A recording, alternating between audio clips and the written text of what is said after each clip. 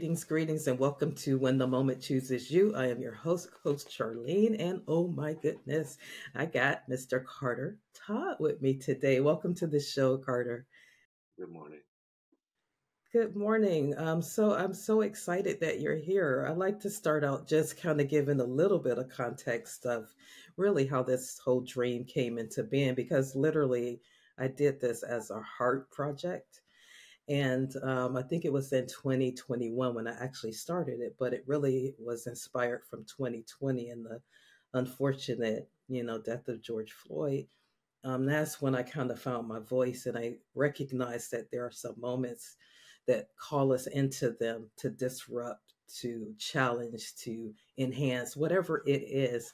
We're called into it to do that. And I felt like in that moment, it was time for me to start speaking up because I hadn't spoke up in so long. And so the dream came in my heart, and then finally a year later, I launched it in last July, and it has been an absolute blessing. So I do think that there's moments that call us into um, whether we're going to disrupt the system, we're going to transform ourselves in the process so that we can transform other people. So that's really the context. So I love hearing stories from other people of their moments because I know you probably have had plenty of moments. So why don't first of all you tell us who you are for those that don't know you, and then we'll jump into some of your moments and some of the wisdom that you have to help us.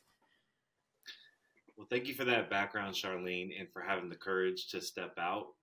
I seen you via this podcast on LinkedIn, actually, and was really impressed with your voice, your work, and kind of the legacy that you laid for nursing, especially in the maternal child health sphere. So, very honored to be here this morning. And again, I do appreciate you stepping out and having that calling.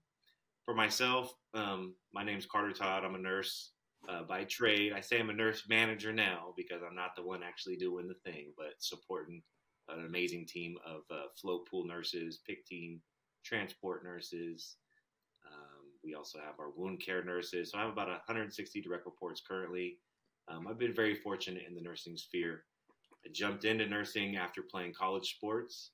I like to say, I was a little bit of a knucklehead in my early 20s, so I was a little bit late to nursing. It wasn't a second career per se, but it did take me a while to get through college. And, at this point, I've been to all the schools, right? I've been to the junior college, I've been to the state school, I've been to the university, I've been to the online program, and I've been to the private school. So when I speak to students and aspiring nurses, I do try to remind them that it's okay to have an unbeaten path to follow, right? Because I know Right. that nursing is very rigid and the prerequisites are very rigid, which it should be. There should be that level of professionalism and expectation. However, myself, I was a very untraditional student. So was able to go to Samuel Merritt University as an accelerated bachelor's program, which was amazing, which was a huge blessing for myself. Was able to stay in my bachelor pad, work 36 hours a week bartending, and then going to clinicals in school. So that was very challenging, but I think for me, my calling has always been having the ability to bounce back. I think being an athlete, being a twin, I was used to having to kind of fight for my own, right? So Yeah. when I got into nursing that vein, that's what it was. So, and I had that itch to be a nurse always for my two aunts. I always want to give them credit. They were nurses for decades, one for 30 years in the emergency department, another one, an L&D nurse actually. And Well.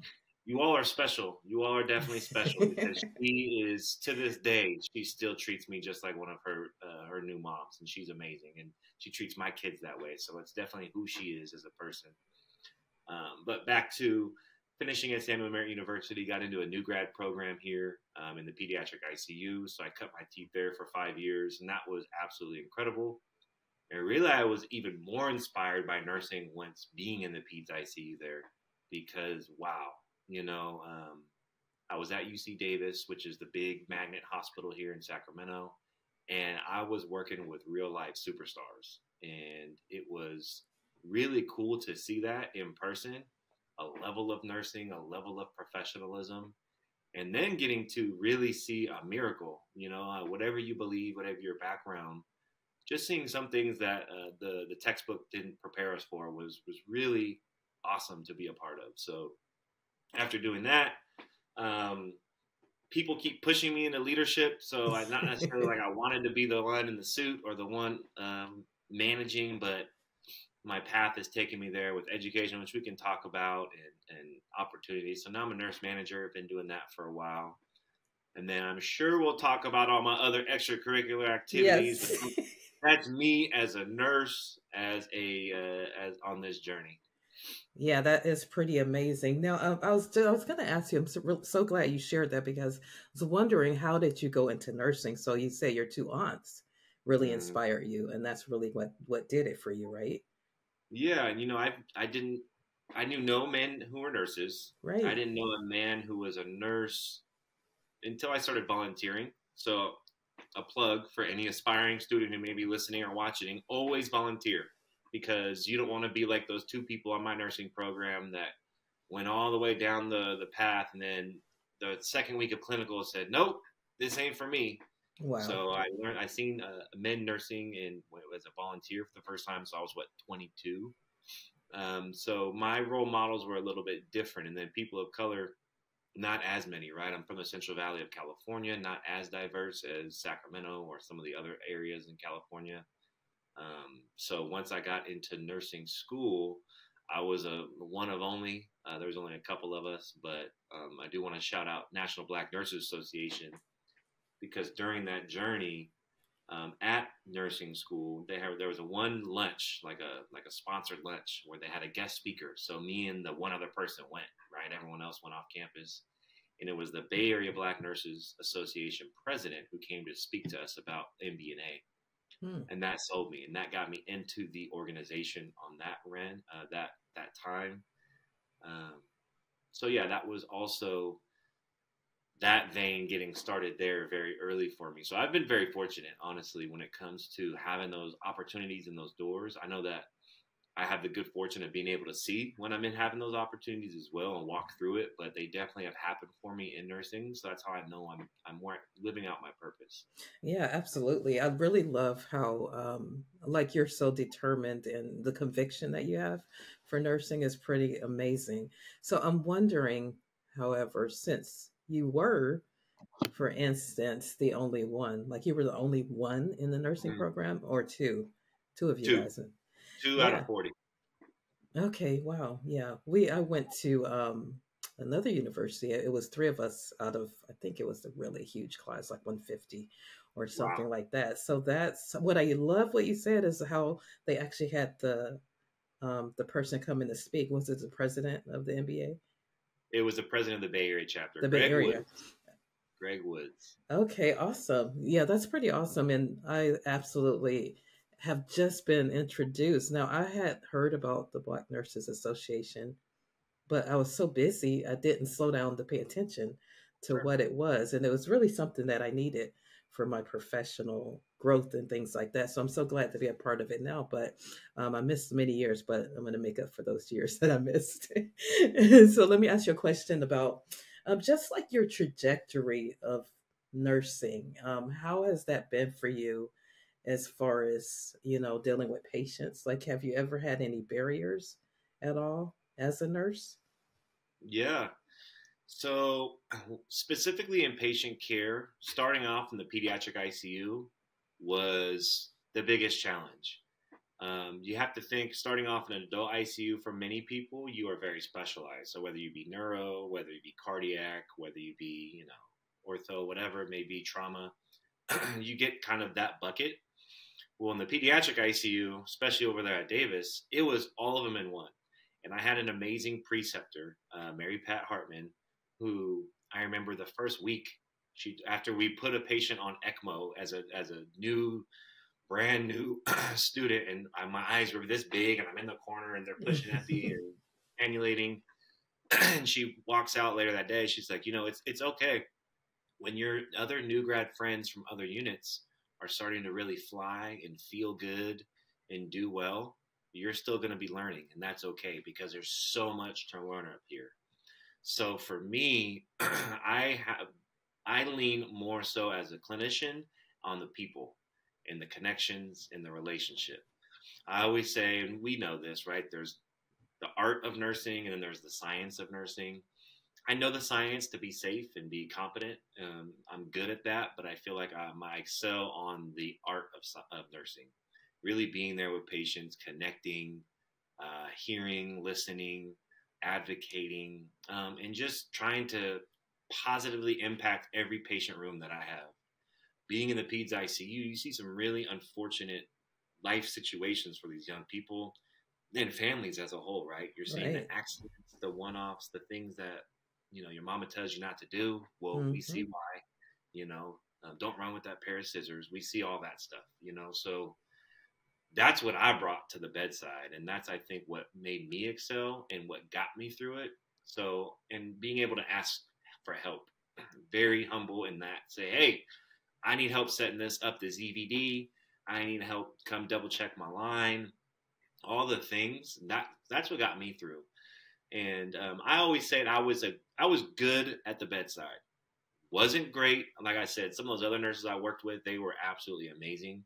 But I identified early that my skill set was I had a higher ceiling away from the bedside.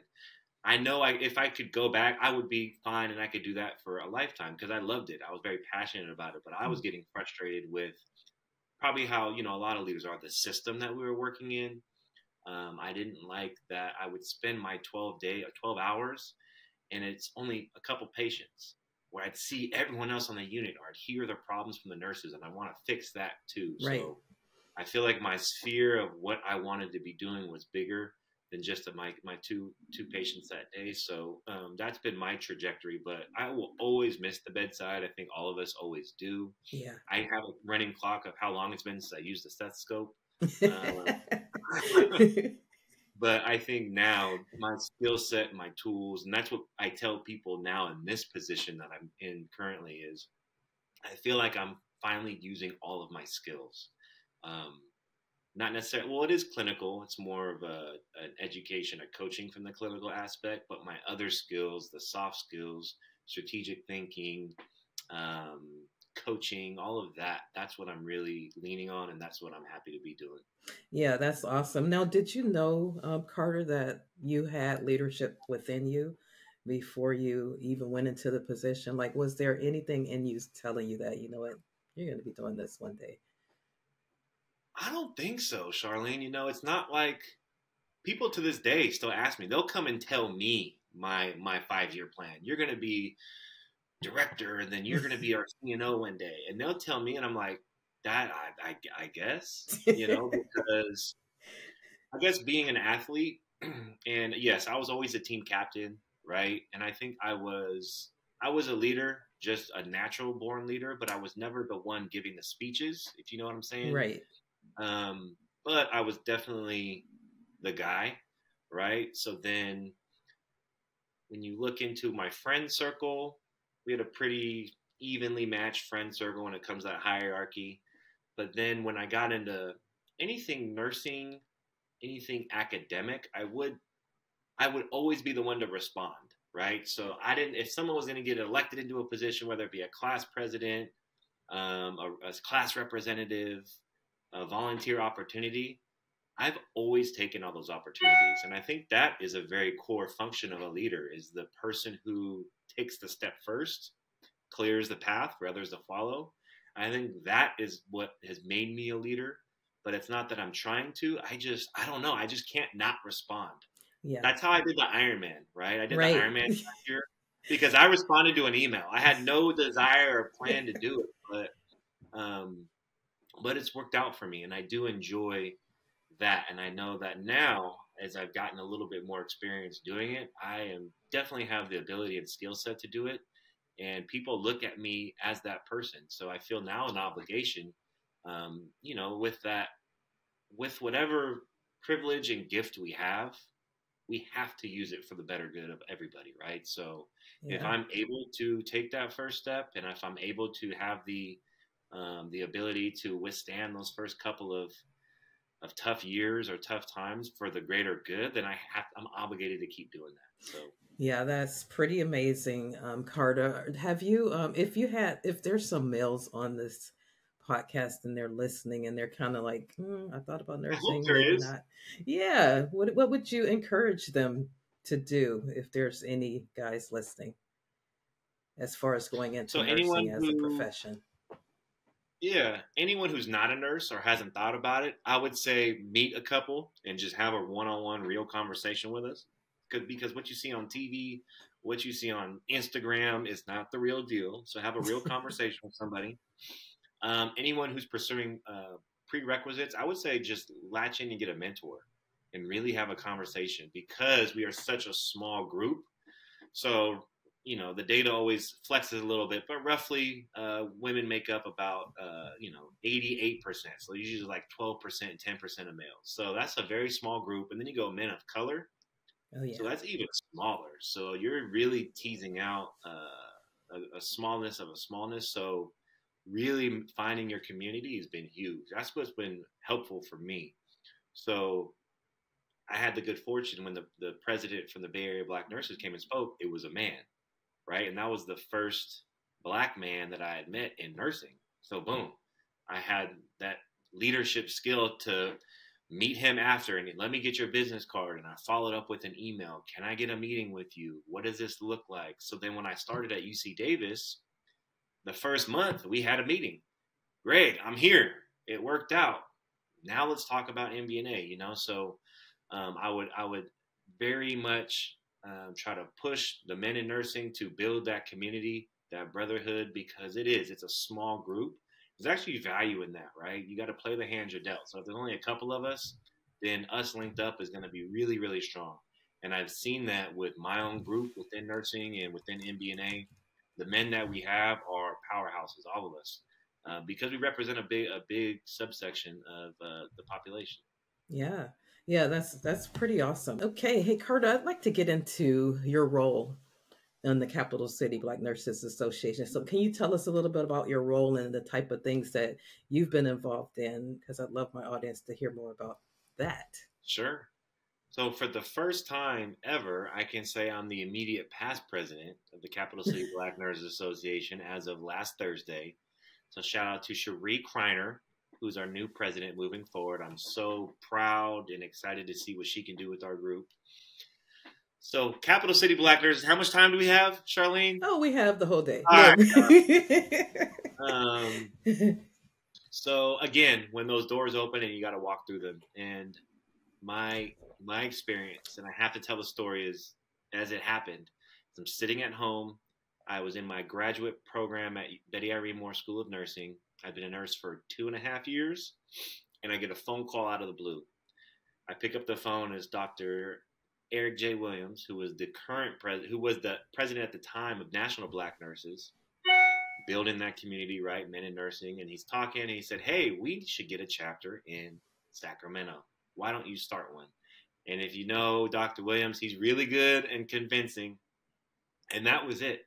That was the strike of the match that got Capital City Black Nurses going. So how Wow. and why he gave me a phone call, I don't know. I was a direct member of National Black Nurses. So the association as a whole has been around for over 50 years, right? It was founded back in the early 1970s. Some of the women and men who really were the foundation of Black nursing at that time came together and created a community for ourselves. And it's really awesome. If you type, historical Black nurses, some of those ladies are still around and a part of MBNA. So when I see them, I still feel like I'm seeing, all stars. It's pretty incredible. Yes. So fast forward now, there's over 114 chapters across the country, but there was no representation for us here in Sacramento. So with that strike of a match, I reached out to we had to have 12 people to get chartered. So the 11 other Black nurses that I knew around me, one woman who I was in the program with, and we started holding meetings and taking the initiative to how do you run a chapter, how do you get chartered, all the things. So we started with the Mighty 12, created a mission, a vision, and we've been growing ever since. So when I say who we are at Capital City Black Nurses Association is we are a place for professional nursing to elevate for the Black community. And we really try to improve the health outcomes in the Black community with our education, with our presence, and with our role modeling for our nurses. I wholeheartedly believe, me personally, that the more Black nurses we have in the community, the healthier we will be in the community. Because we all know, and I can say this because my wife's a physician, but the people trust us, right? We have the time to have the conversations, to really translate the health jargon, the medical jargon into digestible content for folks. So as nurses, we are that gateway to have people have that conversations. When you're talking about your diabetes, when you're getting education, the odds are it's not going to be a physician teaching you about your Lantus and your Humalog. It's going to be a nurse teaching you about it. You know what I'm Right. saying? Yes. So as Capital City Black nurses, that's really been our goal, is by getting out, going to health fairs, speaking at high schools, and then really what we've been doing is trying to change and build programs and build resources for people too, because we are moving past just taking blood sugars and checking blood pressures, right? We've been doing that for decades, Yes, right. and the health outcomes in the Black community are still not as good as they should be. So we have to be innovative. We have to think about other venues and avenues to do so.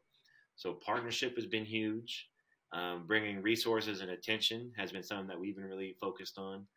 And then trying to, like I said, build a platform for us to grow as leaders, because we continually see it in the research that us as Black nurses don't get the same opportunities or pathways into leadership and growth, right, within these health systems for a myriad of reasons.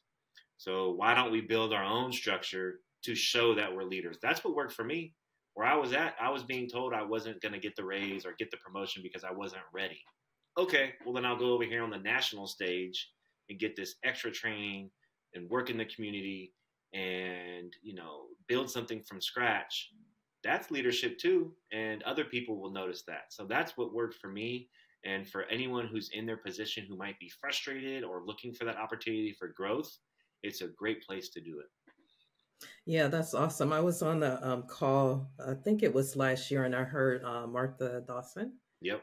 And oh my God, it was absolutely amazing just to hear her tenacity and her passion about the work that we're doing. But it really opened my eyes a lot. And that really was the first thing that kind of pierced me, since I kind of had been out of the loop Mm-hmm. quite a bit. But when I heard her talk, I was like, oh my God, I have got to get involved because I want to go into the community as well. Really, just to our presence needs to be there. And you said something very key in that trust factor, because I have family members, I have people that don't trust the medical system, so to speak. But as a healthcare professional being in the family, I can encourage them to say, you know what, no, we're working on areas where people will listen to you. Yeah. People will give you the care that you deserve. And that's what I really love about what I'm seeing already with the Black Nurses Association, because to go there and see those students like we did the boot camp, Yeah. that was like, I mean, I was so juiced after I got home. I was like, oh my God, this is like total awakening, and really wanting to be more and get into our community and to get more people into the profession so that we can transform it from the inside out. Yeah. And so I so appreciate what you are doing. So, what would you say to someone that feels kind of lost and disconnected, Todd? You know, they've been through 2020, Mm. 2021. They feel isolated. They feel like they're alone, but they're a nurse, but they want something more, but they feel stuck. So, what would you encourage that person to do? I would always start by looking inward and remembering your purpose. And your purpose can change. Excuse me. And I think that's what's COVID and 2020 really did for a lot of us, is it did shift some people's purpose, right? Absolutely. Am I dedicated to the health system, or am I really dedicated to the people, right? Do I want to serve myself in this trajectory, or do I want to serve others, right? And as professionals, that can change, and that's okay. As in nursing, we are such a giving profession. We are so focused on our patient and the others. I think what 2020 taught us, and what we've all learned, is, well, we need to take care of ourselves too, right? So what I would say is look inward, first establish and reestablish your purpose, and always remember that. And then what I would also say is to always find your people. find your community, find your people. Going through life events like 2020, like COVID, it's okay if our purpose changes a little bit. I've seen that in my own career. And then personally, right, as we have children, as our families move, as people pass away, our why of nursing can change. And I think for a lot of us in nursing, we're so giving. That's who we are as people. We try to give to our patients, give to the organization, but there's times where we have to focus on ourselves. So that'll be my first recommendation: is always knowing our why and our true north, and making sure we're up to date with it. And then finding your people. So when I say finding your people, that's why I think the nursing associations, and not just National Black Nurses. I'm also a part of a lot of other organizations like American Nursing Association of California, who's been great partners and does a lot of great work in the community and for nursing as well. A part of ACNL. I'm a part of, when I was a pediatric nurse, the Pediatric Nursing Association, right? Being really tied in is important because you realize that whatever you're going through, the path that you're going, likely someone's been there and can maybe speak to a little bit. And we have Right. to have the humility to be able to ask questions, to ask for help, to ask for guidance. If you just try to, strength it through and I got this, I have to prove that I can. Okay, you can, but why? Why do it the hard way? Why not just ask for help? And you're asking for help in a caring profession. People are happy. I love helping people. You love helping people, right? It's just Yeah. we just need someone who is passionate, who's dedicated, and we will pour into them until it runneth over. Yeah, absolutely. And I like what you talked about. Really, 2020 caused us to really shift our focus to the people. It made me go back and think about in 2010, I had hit that burnout spot, and I was, really thinking about leaving the profession. And then they brought in Caring Science, Dr. Gene Watson's Caring Science, and there's something that happened on the inside of me then. I got like so reinvigorated. She has like this quote that says, if you can light the fire within, you won't have to light the fire underneath.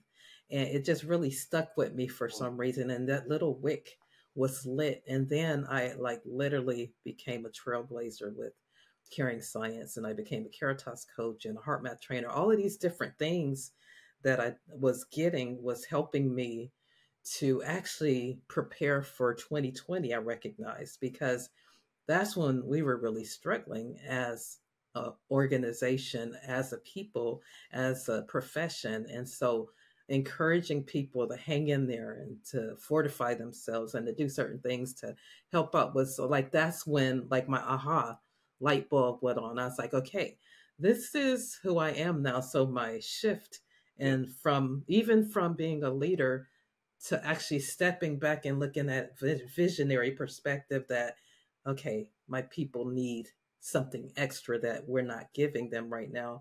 And so my wheels start turning, and I start creating, certain little programs and curricula to help the caregivers, because that's where we were losing the battle at. And so I really love what you said about that, because it does shift and it does change. But it, for me, it changed for the better, as I continue up, because I'm now 23 years in and probably ready to transition to a different space. But everything that I gained was so profound that it's going to lead me to where my next step. And so just seeing caregivers taken care of has just really become a deep, deep passion for me now. And so it's just like fluid. I can see someone and they need some help, and I know what to do. So I just I love that our purpose, our original reason for being, can change Yep. at any moment. It's still the same core, because I love people, but it can change to give you more fulfillment while you're doing what you do. And so you can begin to help the next generation, to prepare them before they even get into it. So Caring Science was like a game changer to me. Did you guys dip into Caring Science in your nursing program? In the nursing program, no. While I was at UC Davis, we did have a methodology that we used over there, the See Me as a Person kind of Oh, yes. teachings, and we were very fortunate. The leadership there were super supportive. I mean, there was every frontline nurse was funded to go to one of those programs for the very first time. So you would be able to go. That's awesome. It was really, so that was the culture that I grew up in. That's good. So now as a manager, I'm on so my next class will be the third out of four down my caring science journey. So there's that new program where we have the Yeah. 4 training. So I'm starting down the path. Um, just to learn more about it. Something that I think that we need. It's very necessary, and I think that that's what's missing at times at the bedside is, Yeah. caring for the person, seeing the person. For me, and now I'm having a couple different health systems. Now I've seen multiple different theories Yeah. of the process, and really, they all work, right? Yeah. Because theory is, for me, especially from a clinician, there's a lot of different ways that you can solve a problem. None is better than the other, as Right. long as the problem is getting solved and attacked. So with the caring science, it's one that I'm learning about, and I'm actually trying to bring more of my team into it because I want to be that beacon at my hospital now, kind of like how you are in Yeah. your facility. I think there's a great opportunity for us, and looking forward, right? We see the numbers in nutrition at the bedside, people leaving the profession, even the new grads who aren't sticking around and I not know. liking it. I believe that caring science is that way to make it stick for folks. Yeah. Yeah. Because it looks, and I think that's kind of what really grabbed me is because it's looking at, okay, how do I, in all of this chaos that I'm dealing with, how can I be while I'm doing? Hmm. And when I'm taking a vital sign or whatever, how can I actually connect Yep. versus just go and do a task? So I think it really, and it helps us to develop us as humanity. And I think that's the big thing about it, because if we never take care of ourselves and develop ourselves, then we're going to lose the battle, because the challenges are going to come. The times are going to get tougher. It's going to get busier. People are sicker. And so what are we going to do to Yep. step up to the plate so that we can be our best authentic self? So yeah, I'm glad you're on that journey. Any way I can help, I'm definitely Thank there for you. you. Yeah. So let's talk about, I still want to talk about some barriers though, because I think that people hit barriers. What if there's someone, Carter, that wants to go into leadership, but they Mm. feel like they've hit like a ceiling? Help me out. Help me out. That was me. Barriers. I think a lot of the barriers are internal, first and foremost, because what I'm learning as I'm growing up is the world really don't care about you that much. Like, it really does. That's So good. I think, a lot of the barriers we put on ourselves are their internal. Um, what I would also say, and speaking with other leaders and people on that journey, is don't be afraid to switch where you're at to be seen for who you are. And I think that that's my generation of people have a little bit more of that. The barriers to climbing, it can be time, right? Are you someone that doesn't want to put in the decade to get to that next role? Is it timing? Are you unfortunate in that where you're at now, it's super competitive. And like I said, the world don't care about you that much. So the two people next to you are better. And that's a realization that you have to have as well. Timing, and then ability. Are you ready? I think that barrier, like myself, once I got cooking and got rolling, well, I'm ready. I need it now. And I learned the hard way. And actually reflecting, I'm glad that people told me no. I'm glad that they said I wasn't ready, because you know what? They were right. I was not ready. So learning in a different path, going through that adversity, a barrier can actually be a benefit, because the more that you run through them, the less of them you're going to have, right? Like you build up your tolerance, and that hurdle gets higher and higher. So a barrier that you used to hit and you'd have to stop and get over it, now you just running always at the height, and you don't even see that small stuff anymore. So someone not believing in it anymore, don't worry about it. I've done that. Someone who thinks I'm too young, I'm not worried about it. I've done that already.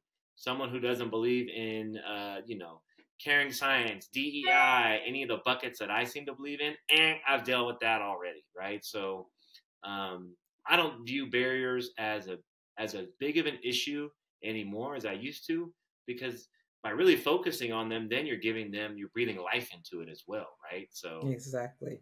yeah, Yeah, no, that's really good. That's so powerful. I was gonna talk about, I love how you said you can just shift into another direction. Like nursing, a lot of the people that I've had on here, they started out at the bedside, but now they're doing consulting, they're doing like all kind of stuff. So it's really amazing. So people are not really stuck.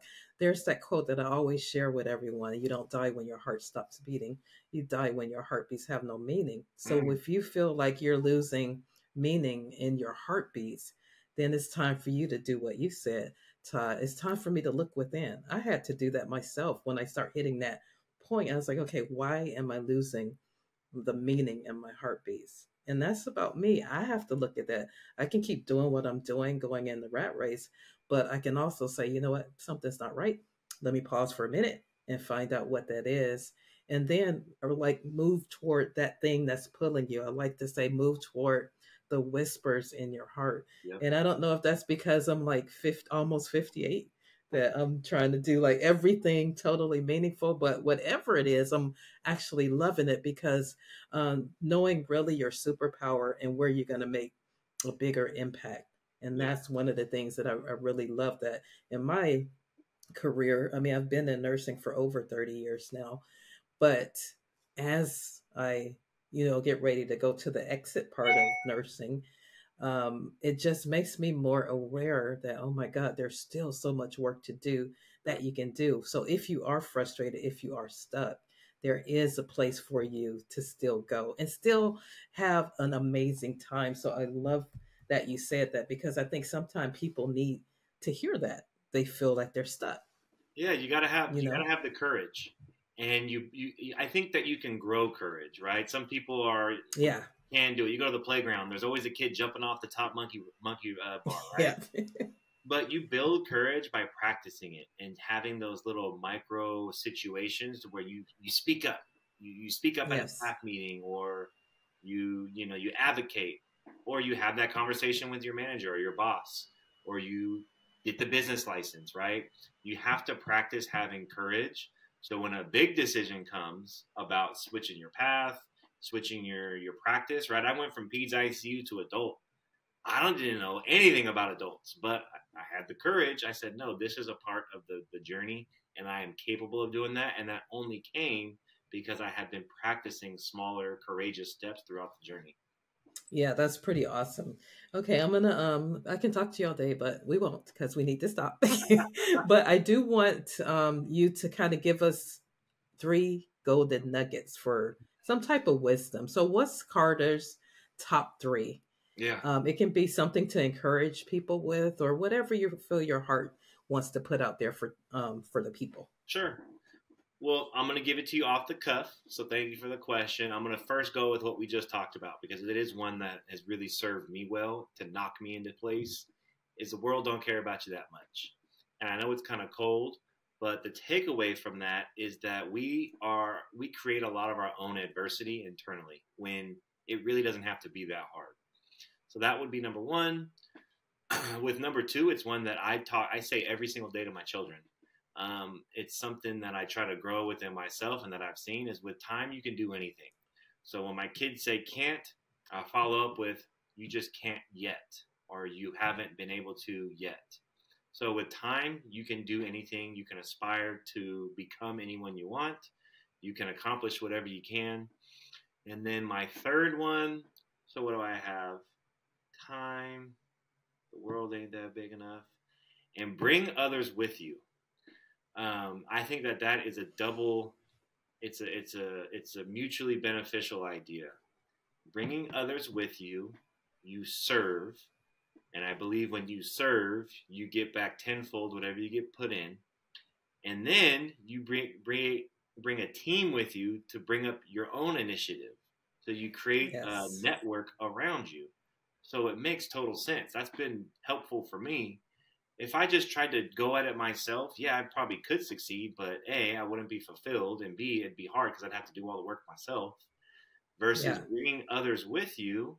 You're going to build a bigger community. You're going to serve them and let them grow, and then they're going to turn around and help you. So that's where I think, again, the associations and building that community is Yes. humongous. Yeah, that's awesome. Thank you so much for those wisdom gems. And so now I'm just ending. I'm wondering if you could just tell everybody about the conference coming up. Sure. A little So, plug in there. of course, the National Black Nurses Association has an annual conference and learning institute that's been taking place over 50 years. The first time in 20 years is coming to Northern California. The end of July will be in San Francisco at the Grand Marquis downtown. The Bay Area Black Nurses is one of the hosting chapters, along with the Stanford Black Nurses Association and our very own Capital City Black Nurses Association. So there's a lot of planning that's going in on that. Our local liaison, Kayleen Roseman, is leading the charge for Capital City Black Nurses Association. From the Bay Area Black Nurses, we have Kim Scott, who is the foundational member in NBNA and one of my good friends over at the Bay Area Black Nurses. So they're one of the original nursing associations in NBNA. So to bring the country over to us is really exciting. I've been going to conferences. I've been to St. Louis. I've been to Chicago. I've been to Atlanta. Been in New Orleans. Now it's time for folks to come back here. So a really great opportunity to be inspired, to see other people, entrepreneurs, CNOs, leaders in the Black nursing space. And really, it's an opportunity. I've been saying it every year that I've gone. It keeps me buzzing and keeps me motivated for the remainder of the year. And right when I start to lose it, I go back to National Conference and I see all my friends and family. It's really special, really amazing. If you have any questions, the early bird registration actually closes at the end of this month. There will still be tickets, but I know that we received more abstracts for this conference than we've ever received at any NBNA conference. So it's going to be fun. It's going to be very special. If you've never been to an NBNA conference, for anybody, I would recommend going. But if you're a Black nurse and you ain't been, go, because it is family. It's special, and I'm excited, as you can tell. Yeah, definitely. I can't wait. What about Todd? Carter, if anybody wants to get in touch with you personally, do you have ways that they can do that? Oh no, I'm hard to reach. No, Okay, Mr. LinkedIn. yeah. Honestly, any of the socials, LinkedIn. That's Okay. how we connected, right? So LinkedIn, Yeah, absolutely. Carter Todd on there. You can send me a message. I'm very responsive on the social medias. And that would be probably the best way. Also, ccbna.org. So that's a Capital City Black Nurses homepage. We do monitor that routinely and get back to people accordingly on there. So that would be the two veins to get in touch with me. And also, anyone in the community. I mean, my phone number is all over the place. My phone seems to go off more than it should, but I'm happy to do so. And yeah, I would very much open invitation to reach out, anything nursing, and let's have a conversation. Okay, that's great. Well, it has been a delight to have you on the podcast. I really am so excited to watch you do the magic that you do as a visionary. You have a very, very bold visionary perspective, and I think that our world is going to be better because of you saying yes to what you've stepped into. So thank you for being on the show, and I look forward to continuing to connect with you. Thank you, Charlene. Have a good day. I want to thank you for tuning in to another inspiring episode of When the Moment Chooses You. I'm your host, Coach Charlene, and it's been an absolute pleasure. Each journey we've shared today is a reminder that when the moment chooses you, the possibilities are endless.